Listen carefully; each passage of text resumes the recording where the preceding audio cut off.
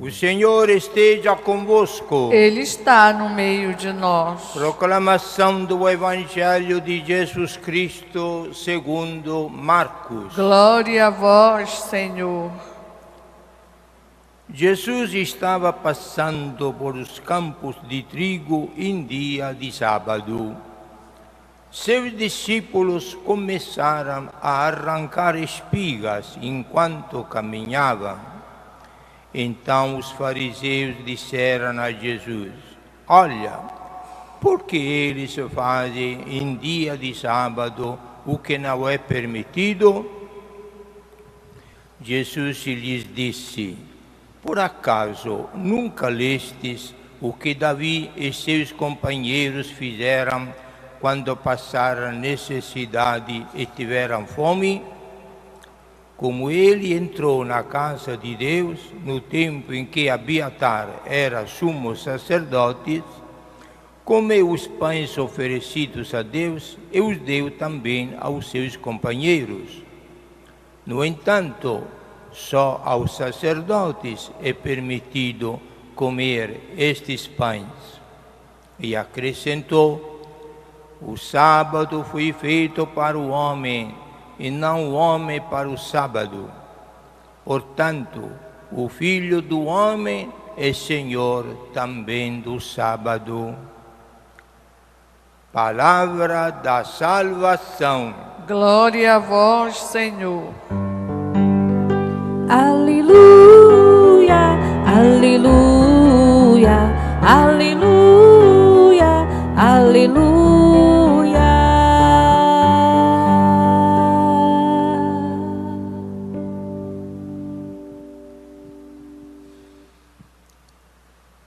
Lembremos-nos, caríssimos irmãos e irmãs, vocês que estão aqui na Basílica e os que estão participando pela TV Nazaré, que nós, criaturas humanas aqui na Terra, costumamos olhar a aparência das pessoas e das coisas. Deus olha o coração das pessoas. Há uma grande diferença. Nas aparências nem sempre acertamos. No coração encontramos a verdade. E Deus age assim, olha o coração de todos nós.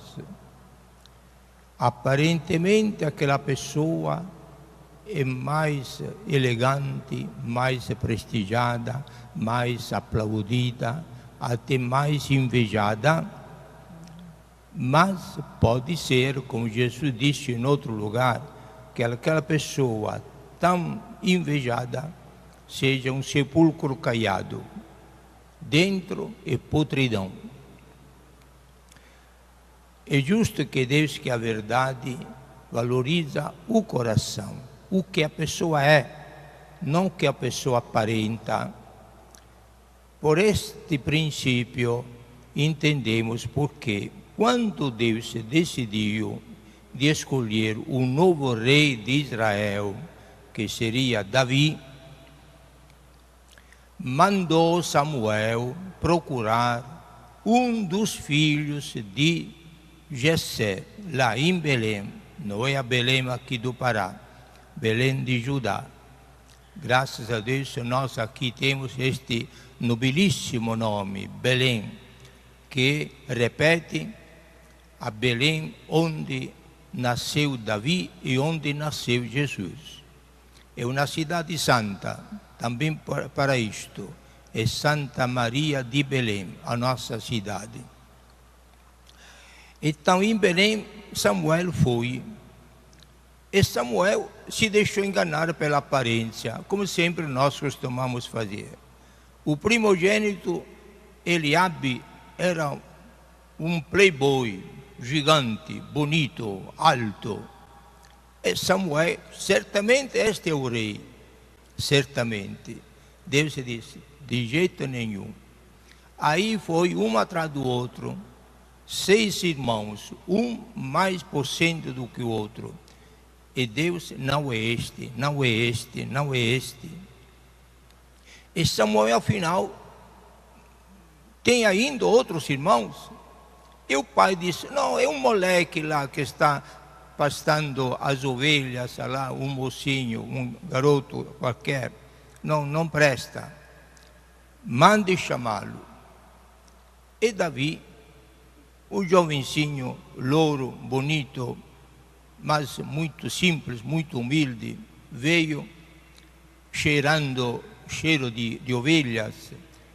E Deus disse, é este o rei. Unge-o, e ele será o próximo rei. É um exemplo da Sagrada Escritura.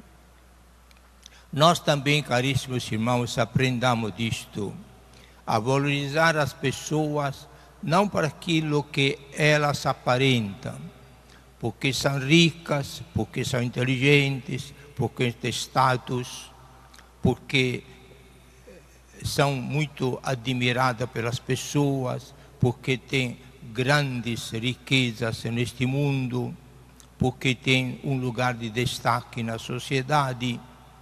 Mas olhemos o coração das pessoas, como Deus faz, e muitas vezes uma velhinha insignificante, muito pobre, talvez cabocla, ignorante, analfabeta, mas esta pessoa pode ter uma fé extraordinária, maior do que a minha, um espírito de oração extraordinário, uma intimidade com Deus que faz inveja.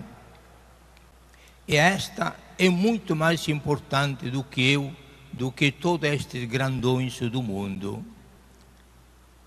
Nesta maneira, nós saibamos agir como Deus age. Não apreciemos as coisas aparentemente sublimes, segundo a lógica do mundo, mas apreciemos as coisas como Deus faz. Por isso Deus nos manda valorizar todas as pessoas, a partir dos pobres, a partir dos que não têm nenhum valor.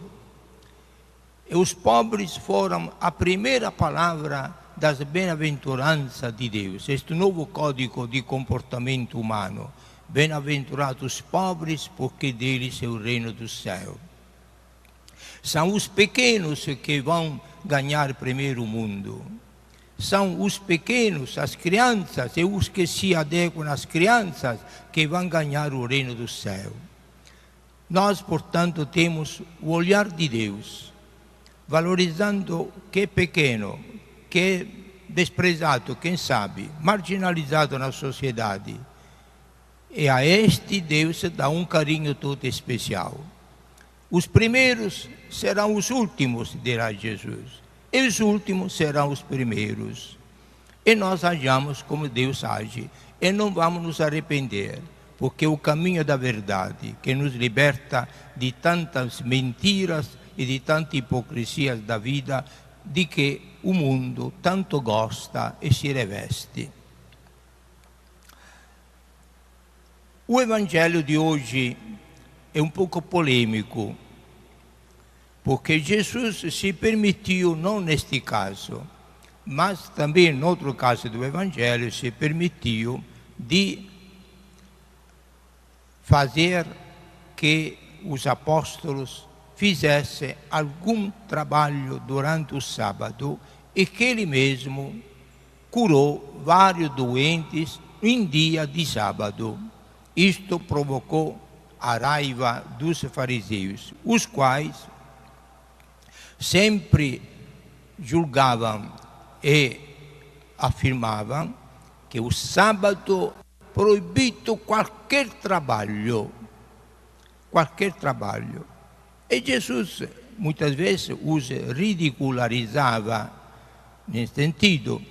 Se um coitado de pobre em dia de sábado vem pedir uma cura e eu curo, porque é uma pessoa humana, vocês desprezam e criticam.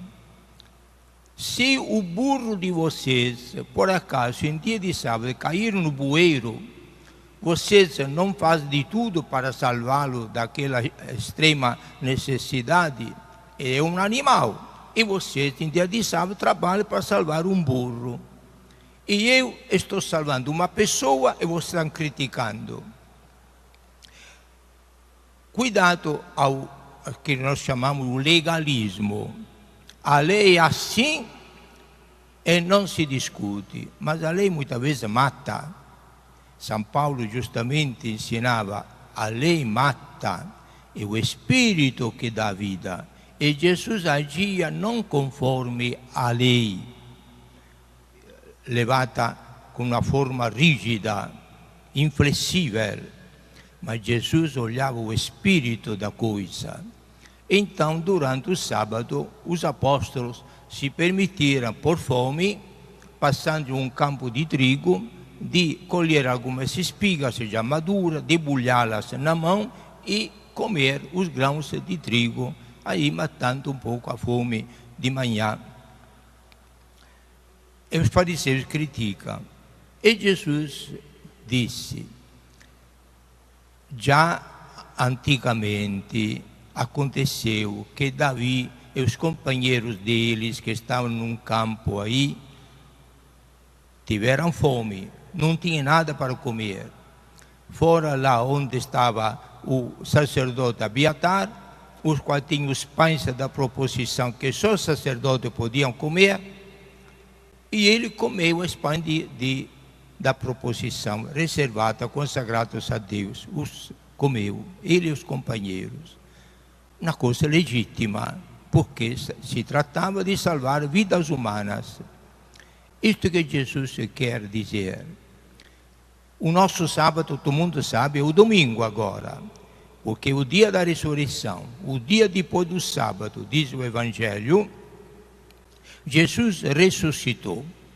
Para comemorar a beleza, a grandeza deste máximo mistério da nossa fé, a ressurreição de Jesus, a igreja, desde o início, escolheu o dia da ressurreição, a que nós damos o nome de domingo, o dia do Senhor ressuscitado, depois do sábado, como dia festivo para nós. Como continua sempre, e acho que vai continuar até o fim do mundo. Pois é, o nosso domingo é o sábado dos hebreus. O domingo é lícito trabalhar. Deus suspende até os trabalhos para poder ter duas experiências importantíssimas para nós cristãos, que é o dia para nos abastecer espiritualmente, é o dia para nós nos encontrarmos com Deus, que é nosso Pai. Como vocês pais gostam tanto, o domingo, por exemplo, de estar com toda a filharada, todos os filhos ao redor da mesma mesa, no almoço dominical, é muito bonito, toda a família reunida, ninguém estuda, não trabalha, então tem oportunidade para se reunir o dia do domingo e todo mundo alegre consome aquele alimento que mamãe com tanto carinho preparou. Esta é uma maneira para nos encontrarmos ao redor da mesa eucarística, porque Deus é Pai e gosta tanto de ficar até que um dia da semana junto com todos os filhos, que somos nós. Este é um sentido também do domingo, da sacralidade da família. Segunda necessidade do domingo é o dia da caridade. O que significa isto? É o dia em que nós temos de esquecer um pouquinho o nosso egoísmo, interesse pessoal e pensar nos outros. É o dia da caridade. É o dia em que nós podemos ter um tempinho para visitar algum doente, algum parente que está necessitado, de ajudar algum próximo, de fazer alguma obra de justiça, de solidariedade, de caridade no próprio grupo, na própria comunidade, trabalhar na pastoral. É o dia em que a pessoa sai de si para ajudar os outros. E se por acaso, para ajudar os outros, perdemos o tempo da Santa Missa, que correu, a gente houve um desencontro de horário, não deu tempo, cheguei atrasado, tudo suado, fui de tomar banho, etc. Pode acontecer que, enquanto estou exercitando a caridade, perco o tempo da missa. Não se preocupe. O ato da caridade, o exercício da caridade, a necessidade de atender um irmão em dia de domingo é mais importante naquele dia para fazer o seu dever de cristão, embora está perdendo materialmente a participação da missa, que como lei, como preceito da Igreja, é obrigatório por todos os católicos. Não sejamos legalistas, como muitas vezes os fariseus faziam. Sejamos pessoas conduzidas, dirigidas pelo Espírito de Jesus, que é a pessoa humana mais importante do que uma lei. Aquela mãe que tem um nenenzinho em casa, que está chorando, que precisa da mãe, do aconchego da mãe, amamentar, etc. Precisa fazer todo aquele cuidado característico que sua mãe sabe fazer com o seu nenenzinho. E ela, para fazer isso, perde a missa dela naquele dia, naquele momento, é o seu nenenzinho. Cuidar dele. Teu pai idoso, Alzheimer, ele não pode ficar sozinho, mas é hora da missa. A sua missa fica ao lado dele, reze com ele, conversa com ele, conta para ele, não sei lá, historinhas para ele ficar alegre. Esta é a sua missa. Ajuda o próximo. A vizinha, coitada, está sozinha, não tem ninguém, a casa completamente derrubada. Ninguém prepara um cafezinho para ela, está passando fome. Mas é hora da missa. Vai lá, mate a fome daquela sua irmã, faça o asseio da cama dela, a sua saúde, cuida dela. Esta é a sua missa mais preciosa naquele momento, naquele dia. Claro, não vai acontecer isto todo domingo, mas naquele domingo você está santificando o dia com este ato de caridade. É o Espírito Santo que está dirigindo você, não mais a lei material. São momentos em que vale a pena refletir para nós, sem pessoas adultas, que no espírito cristão sabe combinar tranquilamente, sem nenhum escrúpulo de consciência, a lei com o Espírito, se deixando dirigir pelo Espírito de caridade, que é o Espírito Santo, que é o amor da Santíssima Trindade, que nos ensina a agir assim. Louvado seja nosso Senhor Jesus Cristo. Para sempre seja louvado.